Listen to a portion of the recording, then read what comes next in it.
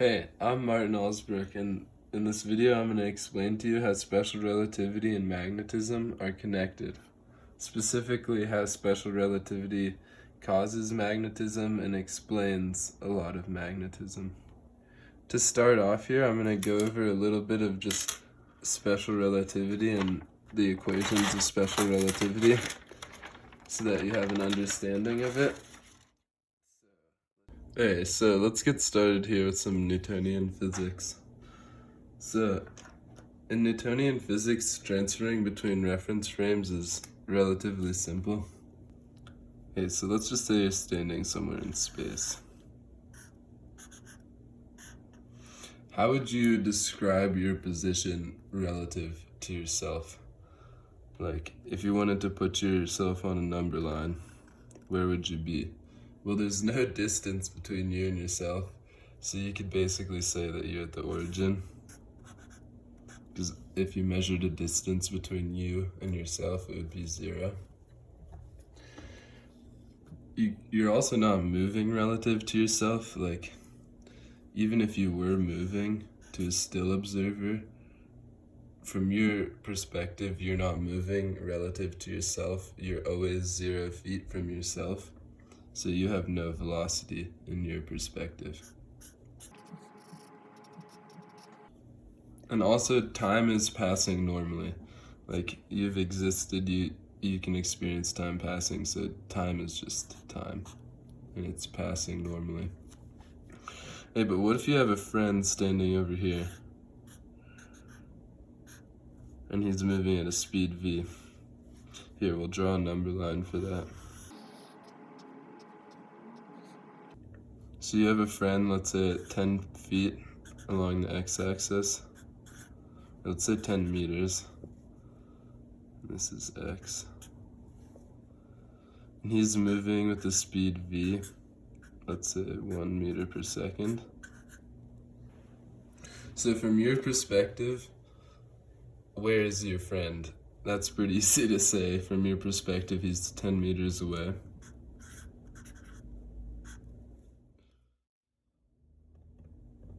And from your perspective, he's moving a speed v. Like, you can see him moving, he's getting further away. So he's getting further away at 1 meter per second from your perspective.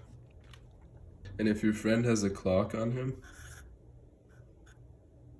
you'll see that clock progressing normally at the same rate as your clock. So his time t is equal to your time t. And I'll just say your time is t naught, just to keep track of your time versus his time. Okay, so from your perspective, it's pretty easy to describe what you're observing. But what would you look like from your friend's perspective? So from your friend's perspective, he's 0 feet or she's 0 feet from themselves. So your friend is at the origin of their number line.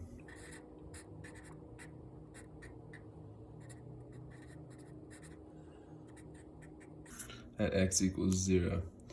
And if your friend is moving 1 meter per second away from you, what do you look like to your friend? You look like you're moving 1 meter per second away from them. Because your friend can't be moving relative to themselves. Everything is moving relative to your friend, from your friend's perspective.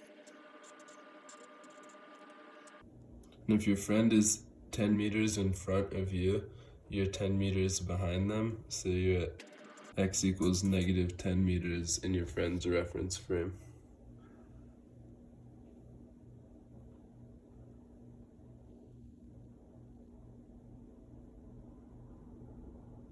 So essentially, since your friend is 0 feet from themselves, they're at the origin of their reference frame, and they're still relative to themselves, so you actually have to be moving relative to them, because they can't be moving relative to themselves. Okay, so how can we express some of these concepts mathematically? Well, to start off, both you and your friend have the same sense of time. Meaning, as you, the reference frame in this scenario, observe 1 second passing, you also observe 1 second passing for your friend. So when you see 1 second pass on your clock, you also see 1 second pass on your friend's clock. Even if he's moving past you with a relative speed of v, you'll always observe that same amount of time passing on his clock. And to express this, we can just say that the reference frame's time t naught is equal to the observed change in time t. So this is t naught, and this could be a t, and this could be a t. And it's just the time that this guy is observing pass by in other frames. Hey, so where does Newton's idea of relativity start breaking down?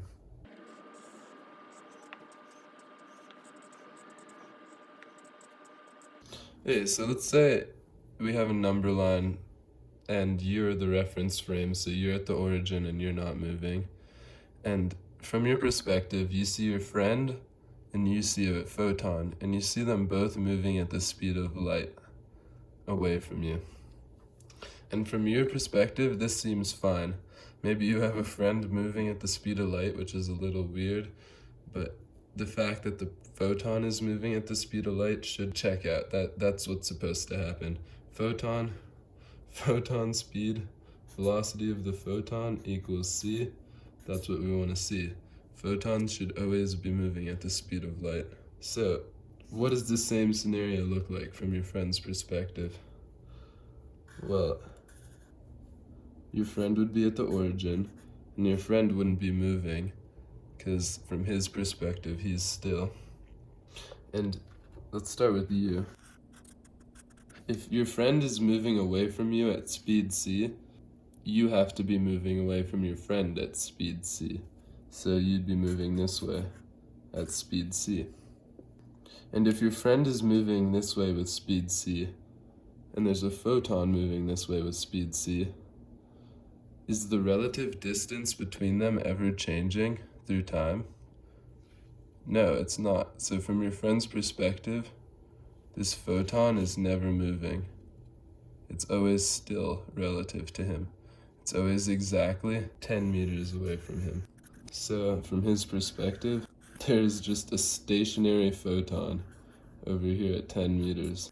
And it's like, what? Wait, I thought v photon has to equal c. But v photon, in your friend's perspective, is equal to 0. And c does not equal 0. So there's something wrong with this photon just being completely still in space. And that's the big issue with Newtonian relativity and why Newtonian relativity just isn't correct. So, now let's get into special relativity. Okay, so special relativity loses all intuition. There's no intuition for special relativity. Usually what helps people just get a hang of it is this mirror problem. Okay, so let's say you're on a rocket. And you're traveling through space at a speed v. But from your perspective, you're not really moving at all. Or the rocket isn't moving, you're just still, and space is actually moving. So this is like somebody looking at you, and they're on Earth or something, they see you moving at speed v. But you actually see them, you don't see this, you see them moving this way at speed v. Classic Newtonian relativity right there. But just know that from somebody else's perspective, you're moving at a speed v. Okay, so on your ship, you have two mirrors that are parallel to the direction of motion, so that a line between them would be perpendicular to the direction of motion. So if the direction of motion is this way, they would be one mirror like this, one mirror like this, so that this line is perpendicular.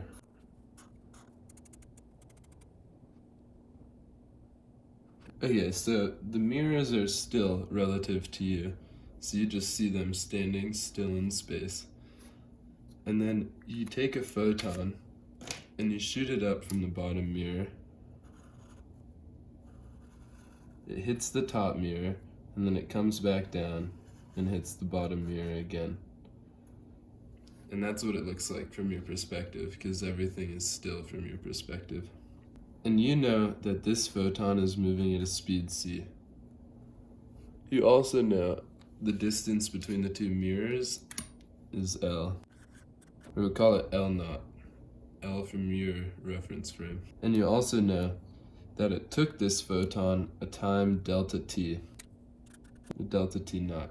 So in order for this photon to get from here, up here, and then back down here, it took a time delta t naught. And since distance is equal to velocity times time, you could say that the distance 2L, 1L going up, 1L going down, is equal to the speed of the photon times the change in time.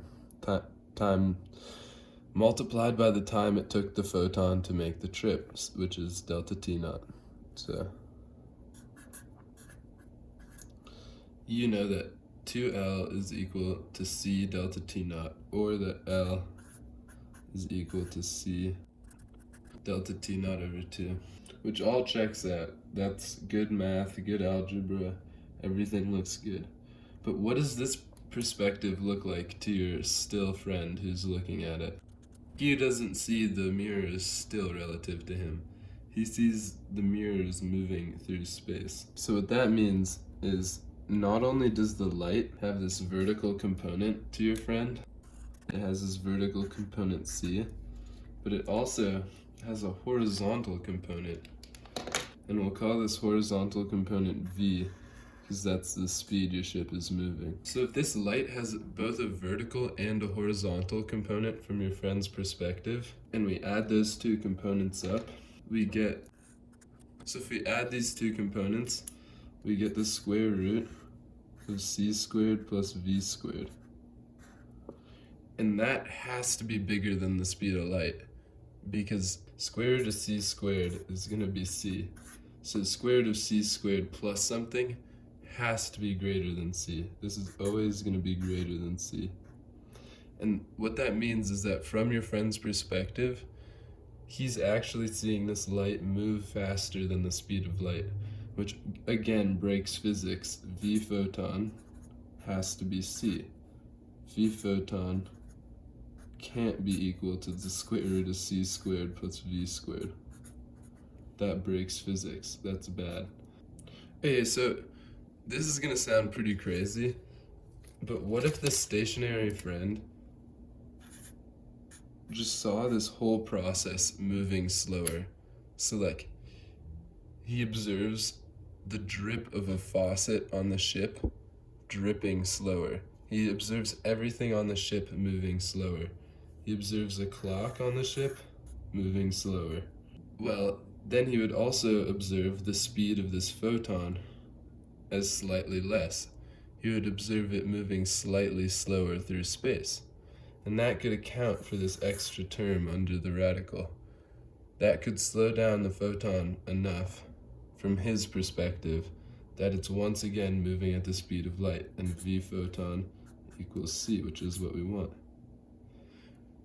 So, hypothetically, if from his perspective everything on the ship was happening slower, this photon would no longer be moving faster than light for him. So maybe that's what's happening. And actually it is what's happening. And since this problem is fairly geometric, I'm going to be able to calculate that relative slowing of time from his perspective.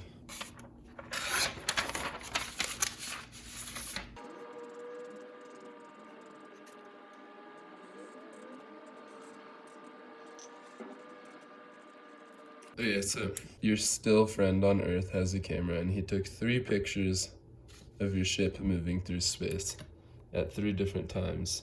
Time is equal to 0, time is equal to delta time over 2, and time is equal to to delta time. So he took these 3 pictures at 3 different times. And what we can do with this is actually draw the true path of the photon.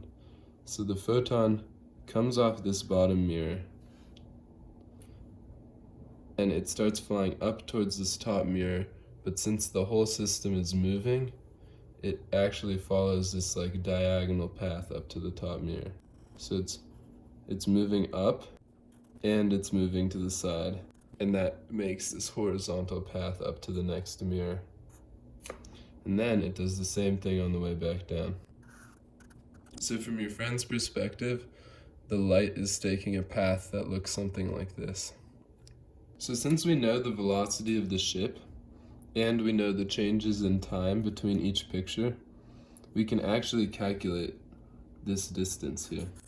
Because remember, distance is equal to vt, velocity times time. So if we take this velocity and this time, we can calculate this distance. And it's simply just v times 1/2 delta t.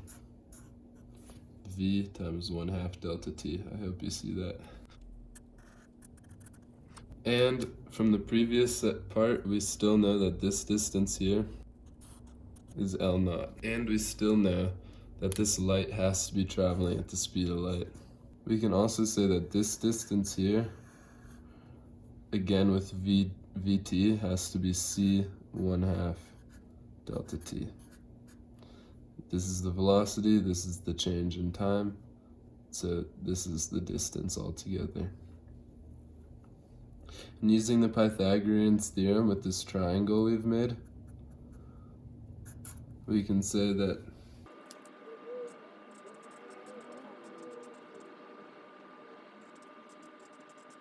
so this is just some Pythagorean's theorem.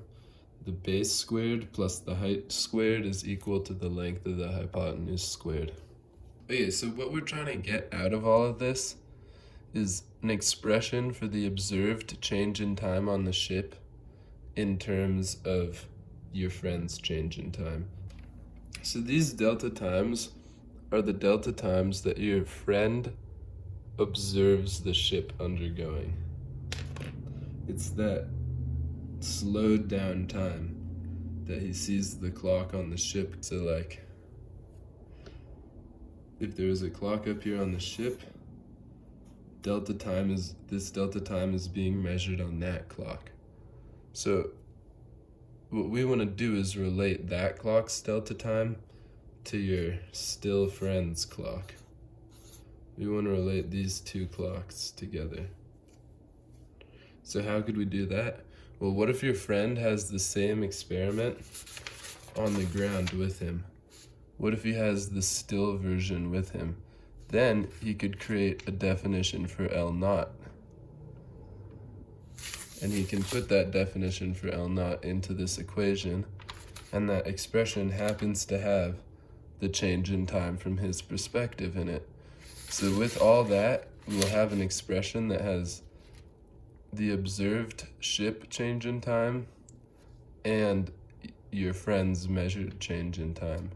So that's how we're going to relate these 2 changes in time.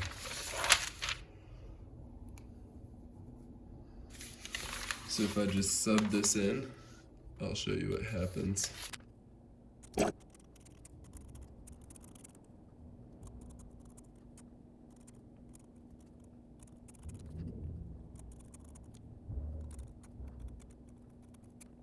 Okay, so this next step I'm gonna make, I'm just gonna take this 2 and cancel these 2 2's. And then finally, I'm gonna divide this c squared across. Shit, I just realized an error. The minus sign is actually supposed to be up here. Which means c comes out, it turns the c squared into a 1, and turns the negative v squared into a negative v squared over c squared.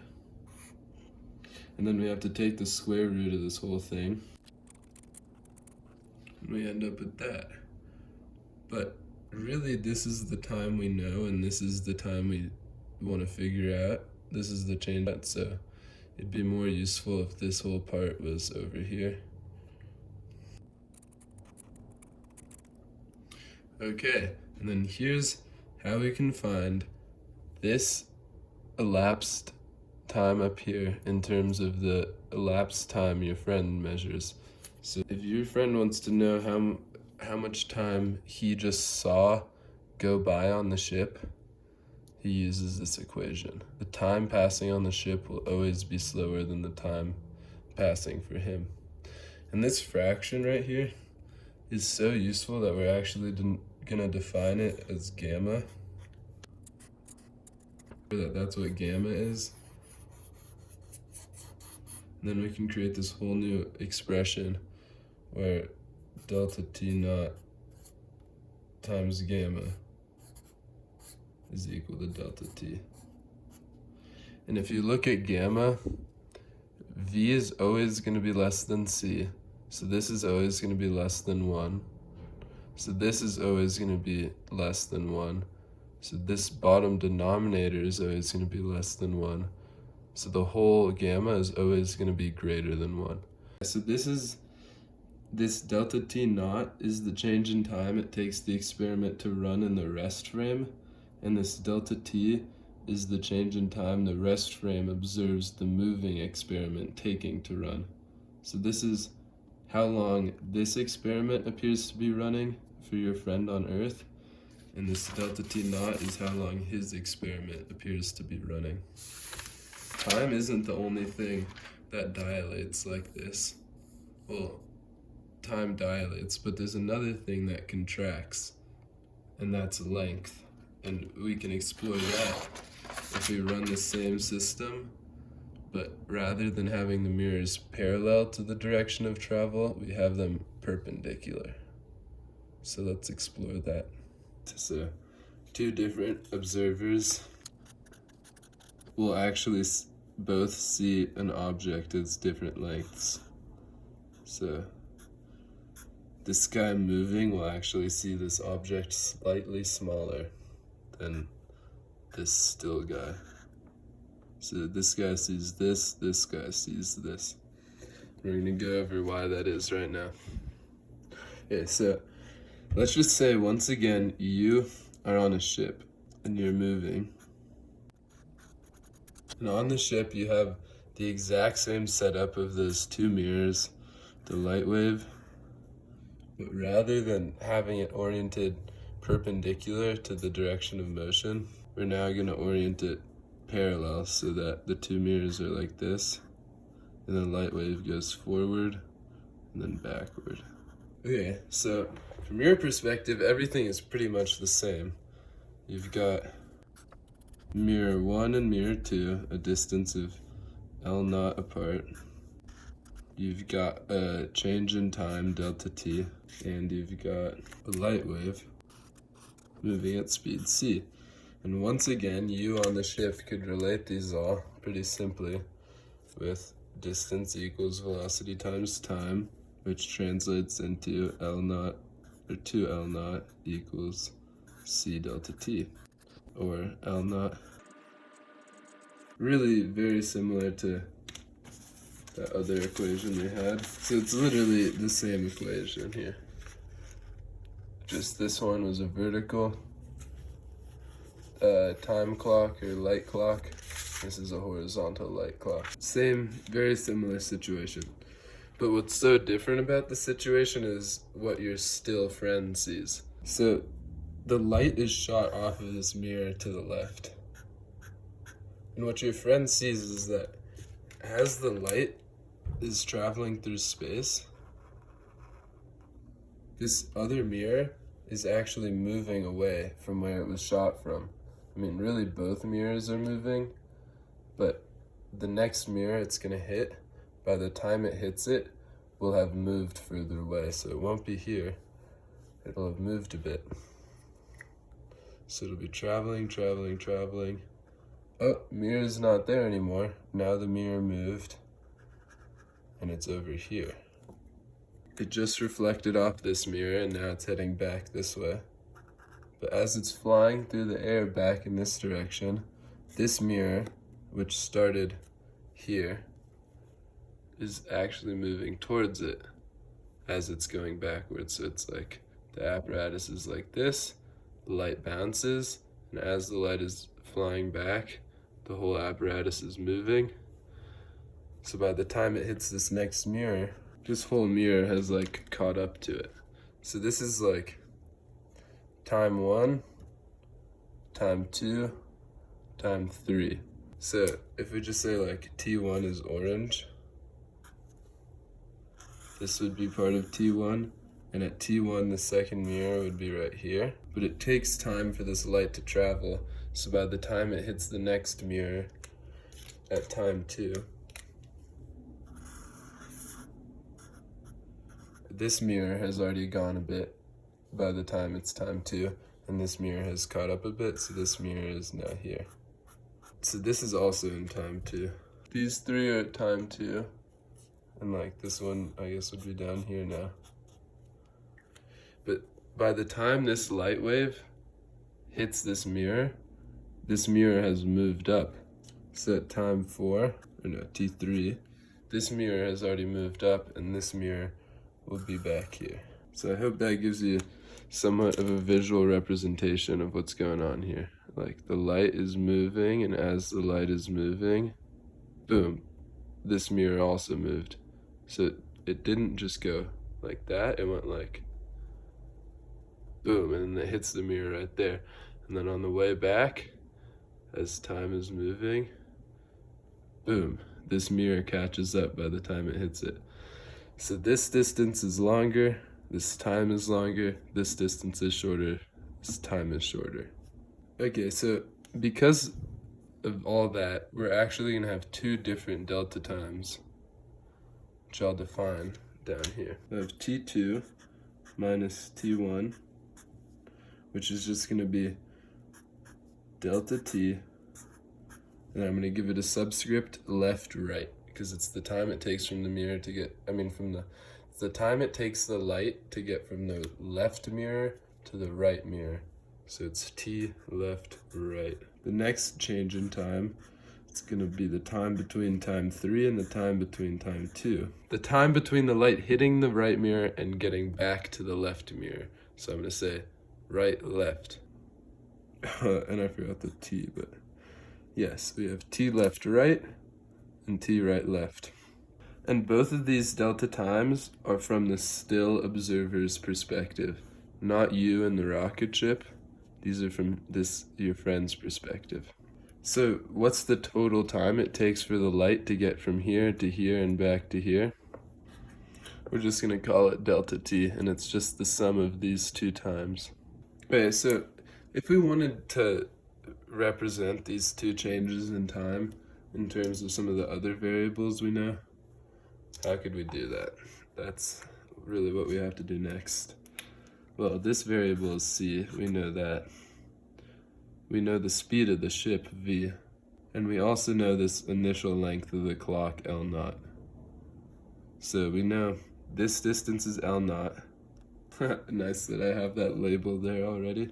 So we know that this extra distance is the speed of the ship times the change in time left, right, times this change in time.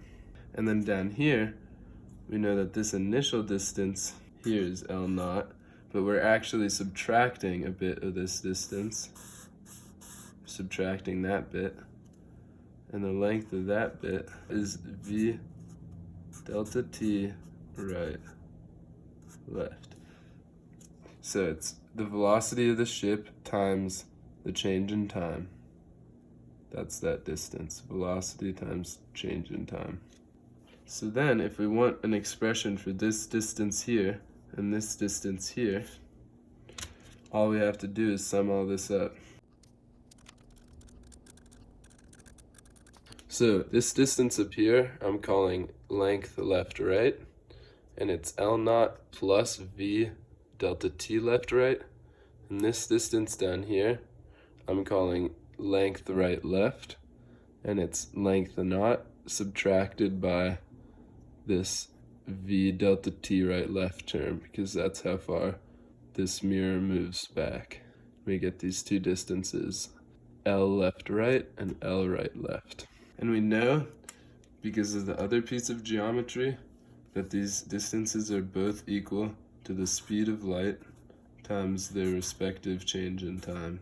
Still using this d equals vt formula. That's where this is coming from. This distance has to be the speed of the light times the change in time.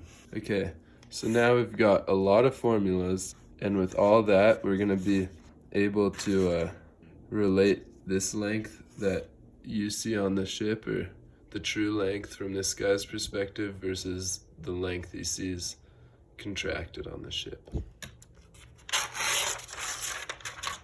Okay, so we have these three equations, and we can actually relate delta t to L, V, and C if we just reorder these ones. And if we just do some similar algebra with this one, we'll find that. Okay, so I kind of made an error here. This L naught I keep using, that I got from over here, is actually not the same L naught that you see on the ship. The L your friend sees is actually not L naught. Now I'm just gonna redefine it as L, and that's because of this length contraction we're getting into right now. So all of these L's down here are just L's, they're not L naughts. So moving on, we now have this expression for the change in time that your friend observes you undergo. Change in time your friend observes you undergo is going to be equal to t left right, which we just changed to L over c minus v, plus t right left, which we just found is, and we can reorder that to look like. And if you notice, this term here is really just gamma squared. If you square this, you're gonna get this. So this is just gamma squared. And we can rewrite this as 2L over C, backwards C. That's what we like to see. 2L over C multiplied by gamma squared. Okay, so now we know the change in time that your friend observes the ship undergo in terms of the length your friend sees, gamma, and the speed of light. But we can actually relate this change in time back to your friend's true change in time with this equation. So we also know that, and then these gammas cancel, and we get that. Hey, but what we really want to relate is the true length that your friend observes on Earth versus the contracted length that he observes on your ship. And we actually have an expression for that here. If your friend was still on Earth with his own time clock, he could relate his true time to the true length of his time clock using this equation. So if we just input that in, we'd get that.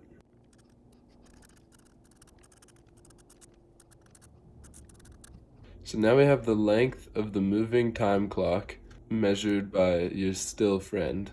So if your friend is on Earth, your friend is still, and he has his own time clock, and then he sees you on the rocket with your time clock. And when he measures his time clock, he gets this distance L naught. But when he measures the moving time clock, which from your perspective on the ship, you're on the ship, you measure your own time clock as L naught. But your friend, when he measures your moving time clock, he gets this reading L. And it's slightly smaller than L naught because gamma is always greater than 1. So the length that he sees your time clock as is going to always be shorter than the length he sees his time clock as. So a still observer will always see something moving relative to them as contracted. When the time clock is moving relative to your friend, he sees it slightly shorter to account for all this funky stuff going on. Okay, so let's say you're just like walking down the street, typically around like 1.4 meters per second, and then your friend is also standing still on the street, and you're both looking at this ruler. How much shorter will that ruler appear to you than your friend? Well, to your friend, he can just measure it, and let's say he gets 1 foot. Actually, this is a meter stick, not a ruler. This is a meter stick, and your friend measures 1 meter. But you measure L naught 1 meter times gamma equals, shit, this is division. What you measure is going to be what the true length your friend measures divided by gamma. So let's calculate gamma. Okay, so that's gamma. We know V is equal to 1.4, and C is actually equal to about 3 times 10 to the 8. So if I plug that into my calculator here, you can see I was just doing something similar, but sorry, I just realized my lens was a little foggy for that whole first part of the video, but we should be good now. So if I take, I'm putting this into my calculator right now. So I'm doing 1 over the square root of 1 minus, and then I do V squared over C squared. So 1.4 squared over C squared, which is going to be 3 times 10 to the 8, all squared. So I put that all into gamma, and when I hit enter, it should tell us what gamma is. It just says 1. Isn't that crazy? All it's outputting is 1. No, the float is literally 1 on this number. It's giving me 1 digit, and that only digit is 1. So essentially, gamma is so close to 1 that my calculator doesn't even know the difference. And if we perform this equation with that, L naught divided by 1 is just L naught. So L naught, essentially you're moving so slow that my calculator doesn't even know the difference in the length. If we multiply this by L naught, which is 1 meter, it just spits out 1. So my calculator is saying, these two lengths are so similar, I don't even know the difference. They're the same length to me. That's how small this contraction is. Hey, but let's say instead of 1.4, you're moving 250. So now you're on an airplane. You're going 250 meters per second. So this V down here is going to be, so let's try that in my calculator here. Instead of 1.4, I'm going to stick in 250. Let's see what that poops out. It looks like 1 again, but actually this time gamma is 1 plus, here, let's just subtract 1 from this. It's 1 plus 4 to the negative 13. So now gamma is equal to 1 plus 4 times 10 to the negative 13. So now my calculator has decided there is some length contraction going on, but very, very, very little. So if we divide 1 by this number that we got for gamma, it still says 1, but actually the length has been contracted, and the length that you see, sorry, this is just funny, it's so small, the length contraction. So your still friend sees a length of 1 meter, but you, on the airplane, see a length of 1 meter minus 4 times 10 to the negative 13 meters. Okay, so that is about, it's smaller than a picometer. It's 400 femtometers. So this length has gotten smaller by 400 femtometers. I think like atoms are like not even that small. Okay, so an atom is 100 picometers. So this distance is not even close to the size of an atom. In fact, we could calculate it. It's 1/250th the size of an atom, so negligible to say the least.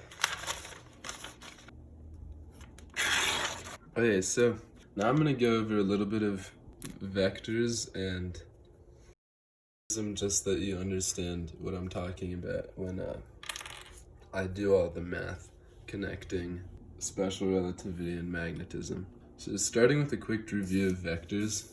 A vector is essentially just a line with a length and a direction that represents anything that has a direction and a magnitude. So first I'm just going to give you an example of a vector. Usually vectors are in 3D space too, so you can imagine like you have 3 axes. a vector could have a component in all three of these directions, one out of the page, one this way, and one this way, or one this way, this way, this way. But for now, I'm going to stick to a two-dimensional vector for simplicity. So if we have this two-dimensional vector, v, and whenever you see that little arrow above a letter, it means that letter represents a vector. So if we have this vector v, it has a direction, and it has this length here. You could measure the length and say, well, this magnitude of v, the length of v, is equal to whatever L. It can be whatever we want because this really isn't defined. And then we can say the direction of v is theta, and theta will equal 30 degrees or something.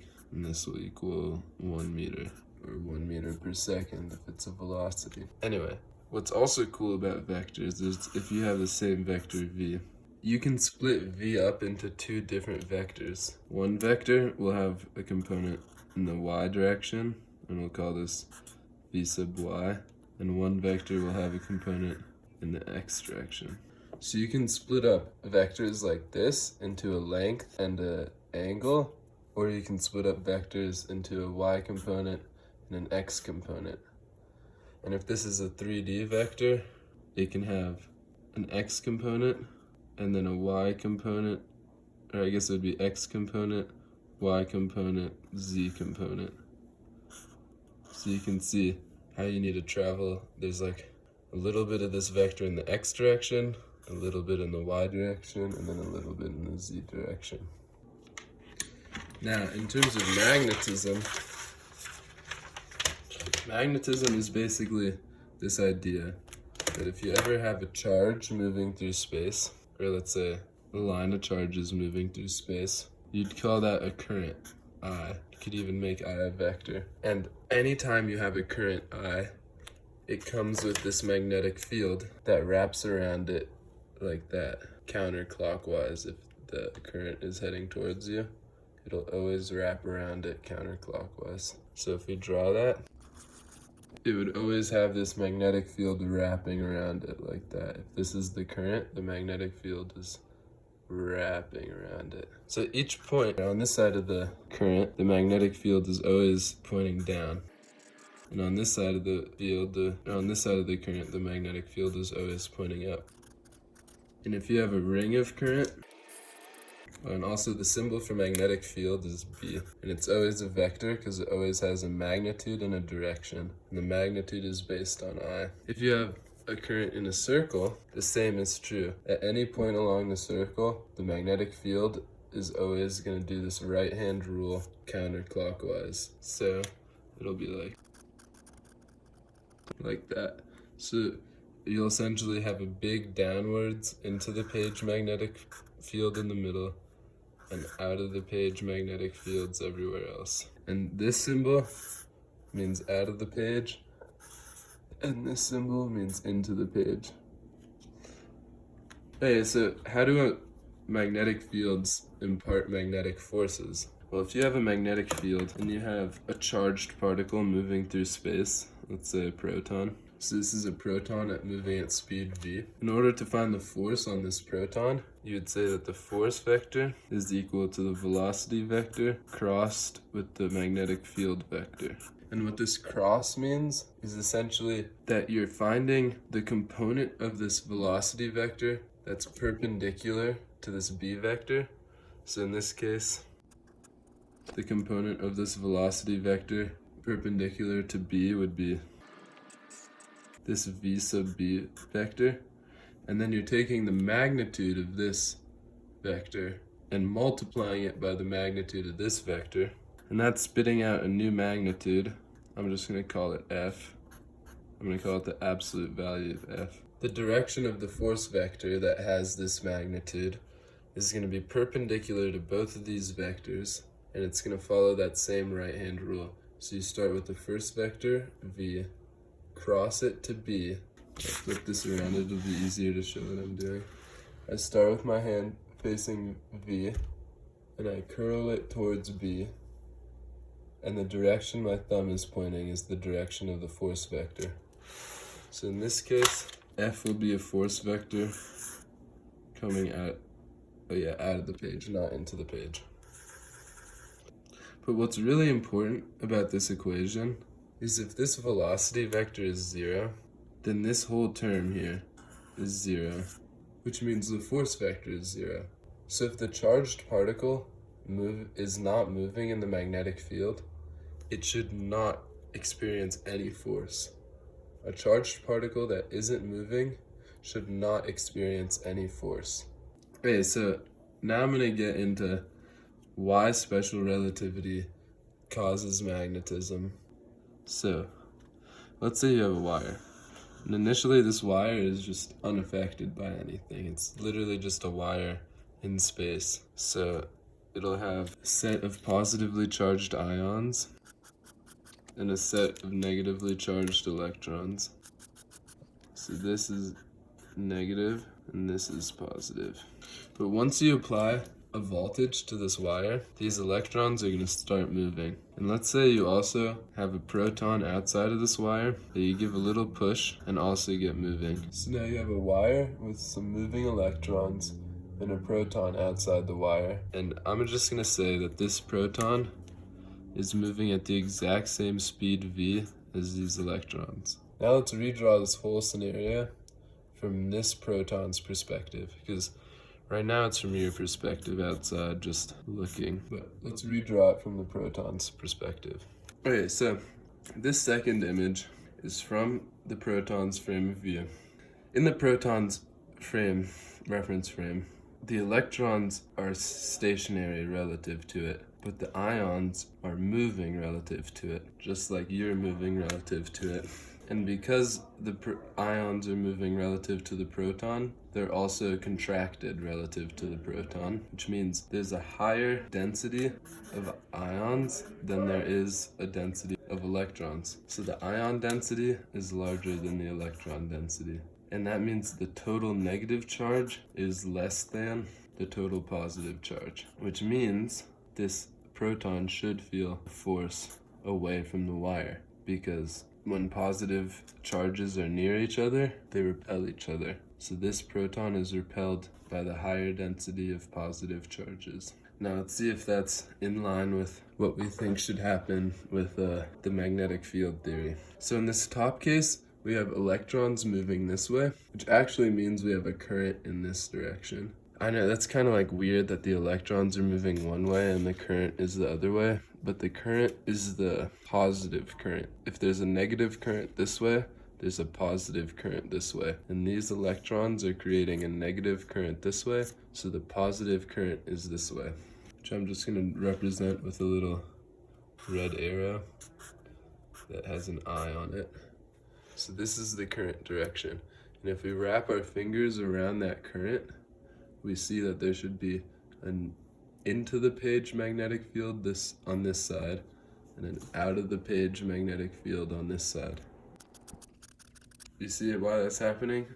Electron current this way, therefore normal current this way, therefore magnetic field in here and magnetic field out here. So now if we zoom in on this region up here and draw it again down here, we have magnetic field into the page and a velocity to the side like this. And then we do a cross product of V. So V is this way, and we cross it with the magnetic field down. So we do V cross B, and we get a force up. And that matches what we predicted with special relativity. So clearly, when the proton is moving, from its perspective, the ions are contracted and the electrons are left normally spaced, and therefore the proton feels a force. Just like we predicted with the magnetic field theory, the magnetic field is down, and when we take that cross product, it gives us a positive force. So clearly that works. But what if we do the same experiment except with a still proton? Okay, so this is really my problem with Veritasium's video, is that he doesn't go over this case of the scenario. And in this case, the proton is stationary, but the wire still has the same current in it. So the proton's stationary, but the electrons are moving, and therefore the wire has a current in this direction. Okay, so since the proton is still, its reference frame should be the same as our reference frame, which means the ions are still relative to it, and the electrons are moving relative to it. So there's this current in this direction. But didn't we just say that if something is moving relative to something, its length is contracted? So shouldn't the length of these electrons be contracted relative to this proton? Well, I would assume yes. I would assume that to the proton, this wire looks like this. From both your stationary reference frame and from the proton's stationary reference frame, the electrons are moving and therefore should be contracted due to special relativity, which means rho e is bigger than rho I, which means the negative charge is greater than the positive charge, which means its proton should get pulled towards the wire. But if we look at the magnetic field equation, if this term is 0, the speed of the proton is 0, then shouldn't this term also be 0? If this proton isn't moving, it shouldn't feel any force. But didn't I just show that there's a higher density of electrons, so this proton is feeling a force? Well, actually, there's a lot of really complicated quantum mechanics happening inside the wire that actually cause the electron and proton density to be equal in this case. And that's why when the proton is still, it doesn't feel a force. Because this actually isn't what's happening. Something much more complicated is happening. Okay, so now we're gonna get into why, even if the electrons are moving, they don't cause a net electric field around the wire. And this gets really complicated, so it's understandable that Veritasium didn't cover it in his video. But because this is for a physics class, I'm gonna go over it, and it'll get really complicated, so watch out. So let's start with just the rest case, just to get like kind of a basis for what stuff should look like. We have a wire, and it's got electrons in it, and it's got ions in it. And ions are just atoms missing an electron. And they're missing an electron because I've drawn the electron to the side of them. So you could almost just imagine that these aren't ions and they're just atoms all together, but I'm gonna just draw that electron separate from the ion. We're gonna call the charge density, the linear charge density of the ions, lambda naught particularly. And by charge neutrality, like by the fact that there can't be an electric field outside this wire, the charge density of the ions has to be equal to the charge density of the electrons. Well, equal and opposite. So I'll just say the charge density of the electrons is just negative of the charge density of the ions.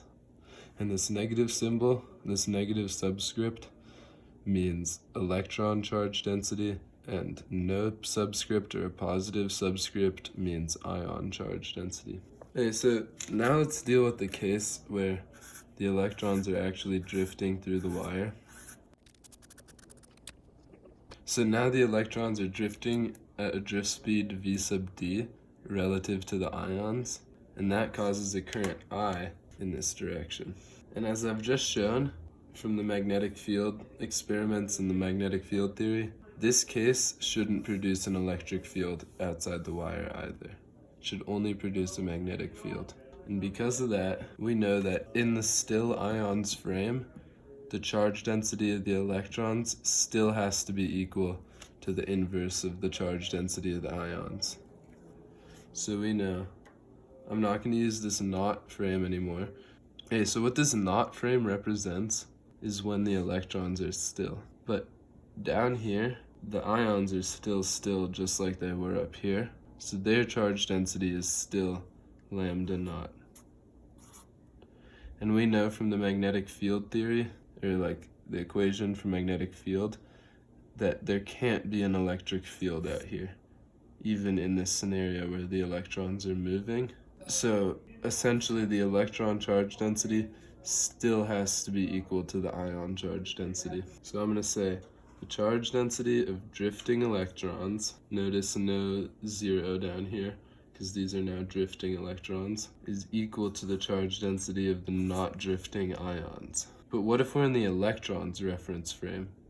What do the electrons think their charge density is? Well, I'll show why this is in a second. Well, first of all, let me go over some notation. If I ever do a little apostrophe up here, that means that this measurement is made from the electron's point of view. So this is, if I draw that symbol, this represents charge density. The symbol down here represents electron charge density, and the symbol up here represents from the electron's perspective. So if I drew this would be the ion charge density, ion charge density from electron perspective. If I drew this is ion charge density from the still point of view's perspective. So this is referring all the way back up to here to this charge density. Same with this. This is referring to this charge density.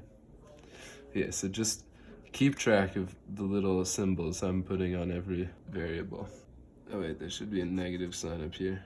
So the electron, what I said right here is that the electron charge density from the ion's perspective, notice there's no apostrophe, is equal, just like it was up here, to the negative of the original ion charge density.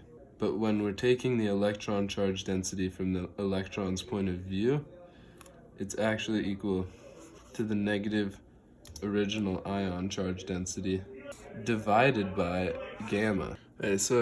Okay, so I've kind of redrawn the important bits of the last section here because I messed up some stuff up, but what these up here are saying is that the charge density of ions in a still wire is lambda naught, and the charge density of electrons in a still wire is negative lambda naught.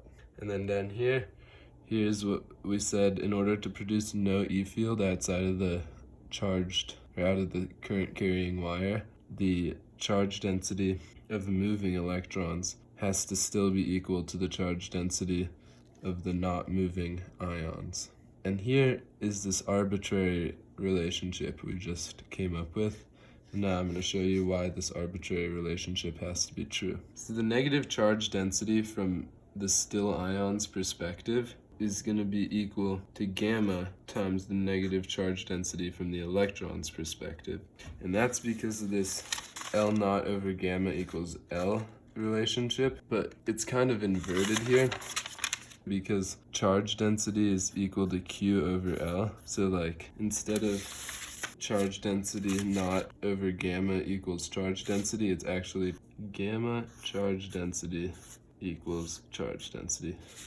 So gamma times the still reference frame's charge density is equal to the moving reference frame's charge density. And since the electrons are moving, they're not moving relative to themselves. So really, the electrons, the still reference frame charge density is the electron charge density, and the moving reference frame charge density is the ion charge density. So this equation gets kind of flipped around because we're doing charge density instead of length. And then we have this arbitrary equation for the charge density of electrons from the electron's perspective. And if we put that in here, we find that it's equal to that. And these two gammas can then cancel, and we find that. So we've essentially just restated this equality up here with some intermediary steps based on this equality. And in order to make this work, we needed this step right here, which was only possible because of this arbitrary rule we made up. So this arbitrary rule is no longer arbitrary, and it exists in order to keep the charge density of the ions equal to the charge density of the electrons, and keep no E field out here. Okay, so moving on, we can also talk about the charge density of the ions from the electron's perspective using that same equation I just showed you. Honestly, I might write it up here because I think I'm going to be using it a bit. But the charge density of the ions from the electron's perspective is going to be the charge density of the ions from the ion's perspective, also known as the original no current ion charge density, multiplied by gamma because of this. So if we sum all this together, we can say that the net charge density of this wire with a current in it from the electron's point of view is equal to the electron point of view positive charge density plus the electron point of view negative charge density, which is equal to gamma lambda naught. So this is actually the charge density from the electron's point of view. So the electrons actually do see the wire being charged, but that doesn't mean there's an E field out here. It's just an intermediate step we have to go through in order to prove that there's still no E field out here. But yes, from these electrons' perspective, the wire is charged. And then there's this really long French equation that talks about the electric field of a moving point charge rather than a still point charge, which is the classic electric field equation you're used to. And if you integrate that equation from the electron's point of view, you get that the E field from the electron's point of view is equal to the charge density from the electron's point of view divided by 2 pi E naught, all constants, and then one more variable, the radius, the distance from the center of the wire from the electron's point of view. And since lengths don't contract perpendicular to the motion, this r prime is really just r. Like r and r prime are the same thing. So if we want to write out this expression in terms of stuff not in the electron's point of view, we could rewrite it as...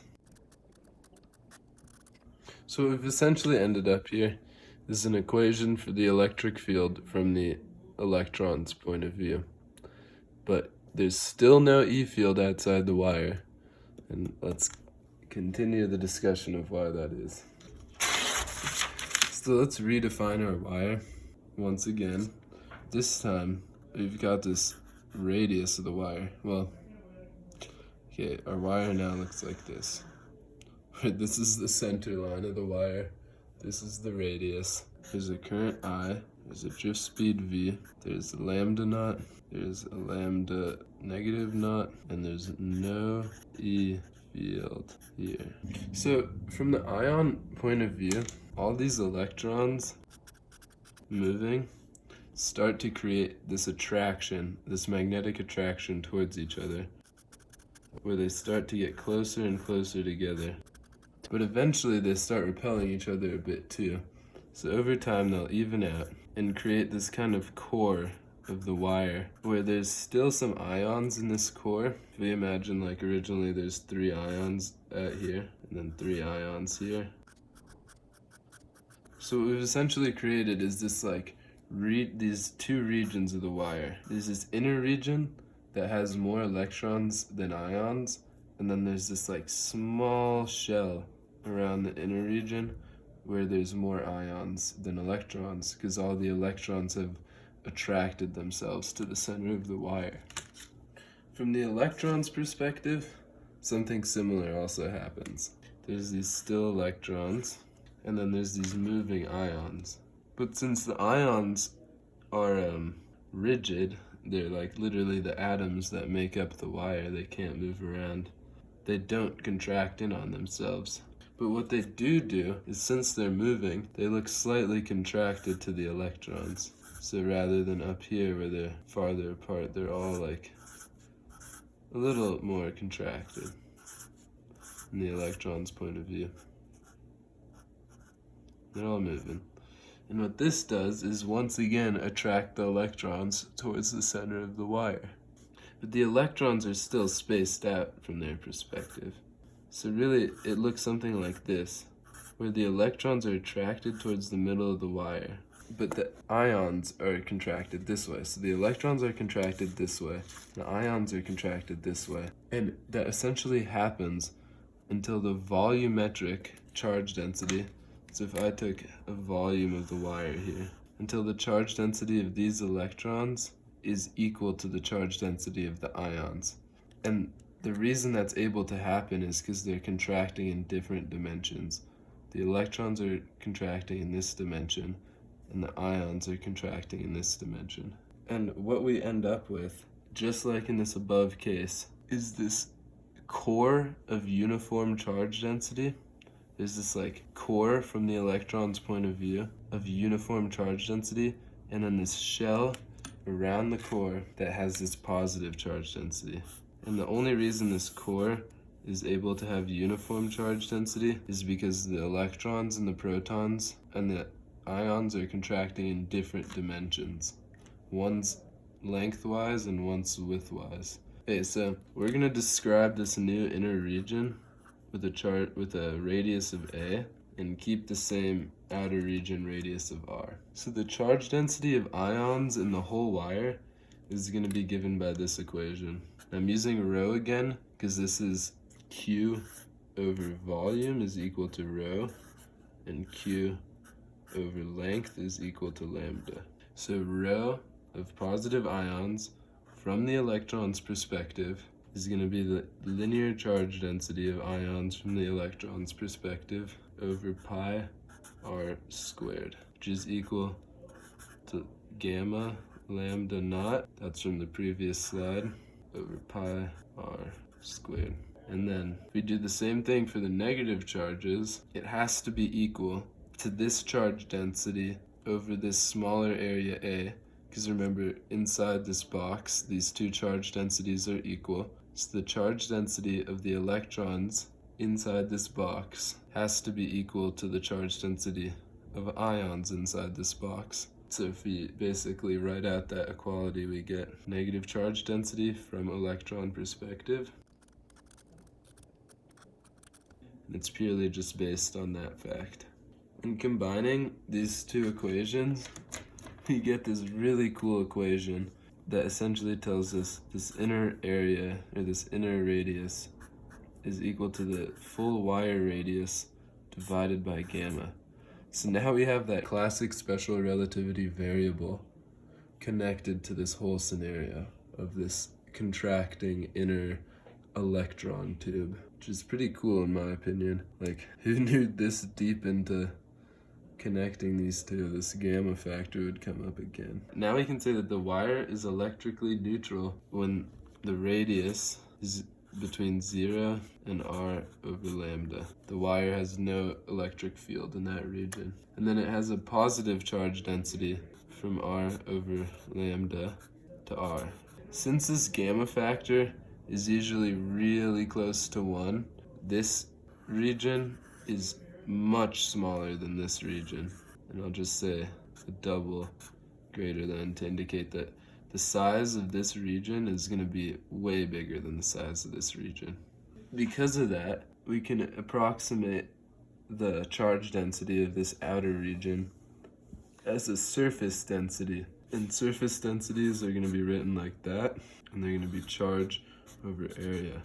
So we have charge over volume, charge over length, and now we're bringing in charge over area. And we'd say that the charge density we're still in the electron's reference frame, is equal to the positive charge density from the electron's frame times 2 pi r. This is just the radius of this, the circumference of this wire, which is equal to 2 times gamma times lambda naught over r. So now we have a function for this surface Q over A density around the wire. Oh, and if you want a quick unit check, just to have some background for this equation, R is the length down here, lambda is a Q over A. So essentially, we're saying this comes down to Q over length squared is equal, this is Q over length, and this is a length, so then that's equal to Q. So there's a quick unit check on how we're getting a surface charge density from a linear charge density. And this is just an estimation, because in reality this really is a volume, not a area, but such a thin volume that we can just call it an area. Okay, so now we can kind of draw these really cool cross sections of the wire. Where essentially we have this inner tube, which is where the charge density is 0 from the electron's frame. We know that the charge density in here is 0. And then we calculated the charge density in this ring. It was, okay, so that's the charge density in this shell. And then we also have these two radiuses. This one, just R. And then we have this inner radius, which is R over gamma. Okay, and then what other properties of this can we describe? The charge density per length of this region out here is going to be, which we calculated earlier on. Keep in mind that all these values are from the electron's point of view. Okay, so what's happening in the ions frame?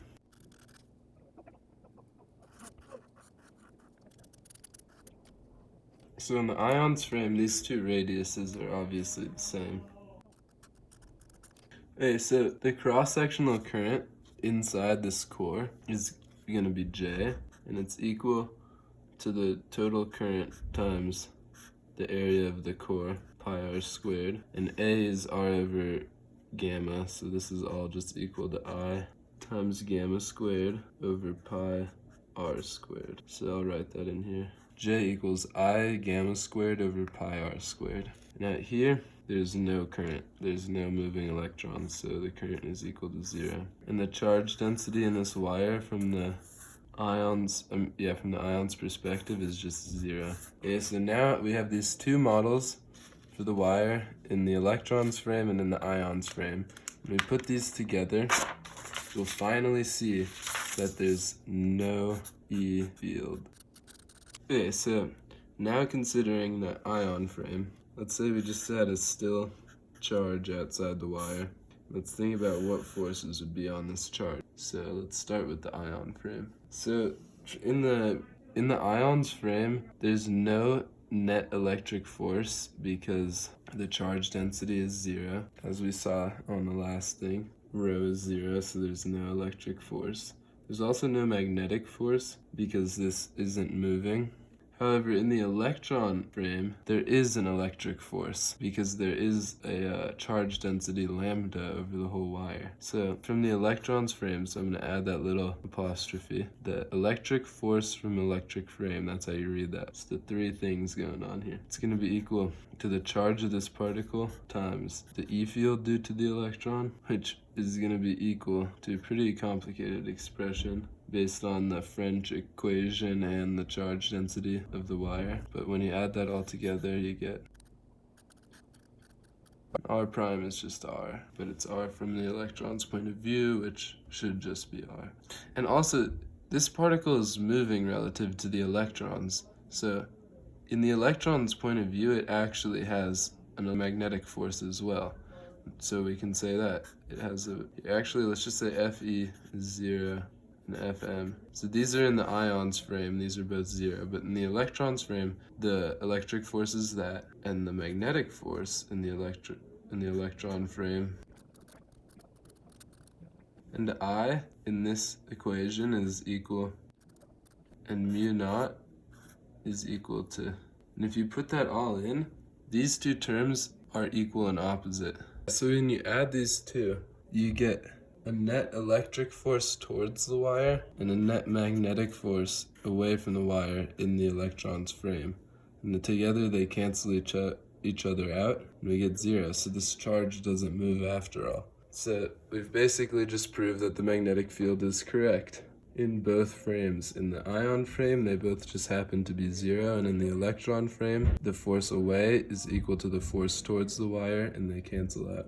So let's say now we have a second case where the ion is, where this is actually moving at v drift. So now in the ions frame, it actually does experience a magnetic force equal to, and sorry, I'm just doing a lot of algebra, but I'd have to do a lot of explaining of how electric and magnetic fields work classically in order to really explain what's going on here, but just trust me that these equations are correct. So in the ion frame, that's the only force, because still the ions don't emit an electric force. So this is their magnetic force, and their electric force is still 0. So they do emit a magnetic force. Here I just labeled these two forces up here, but here's the force, the magnetic force in the ion's frame due to the electrons. And now let's calculate the forces in the electron's frame, because in theory it shouldn't matter what frame we're in, the forces should always be the same. Well, actually we'll get into that a bit in a second, but they shouldn't actually be the same. They should be different by a factor of gamma because of special relativity. Force electric from the electron's frame is Q times the E field in the electron's frame.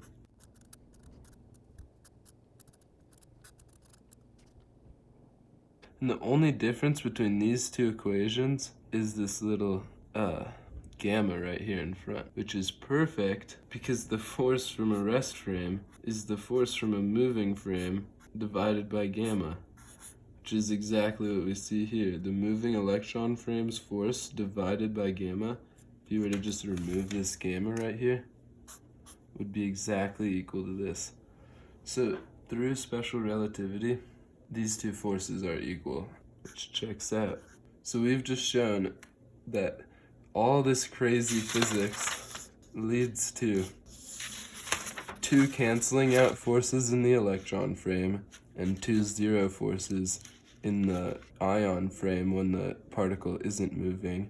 And when the particle is moving, it creates a equal force in the ion frame and in the electron frame. And that's that. And I guess I understand why Veritasium didn't go over all this, because, at this point, it's like, what casual viewer is going to understand what's going on here? But it's a really cool explanation, in my opinion.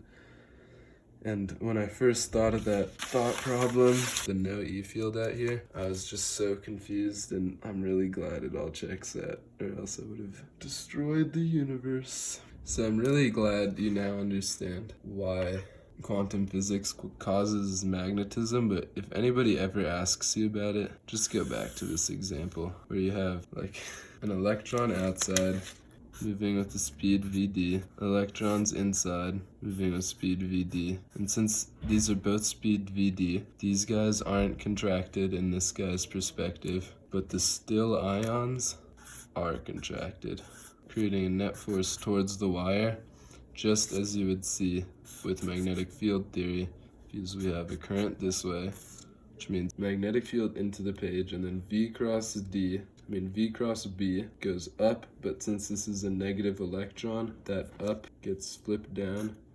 You once again get this, so we get an FE and an FM equal and towards the wire.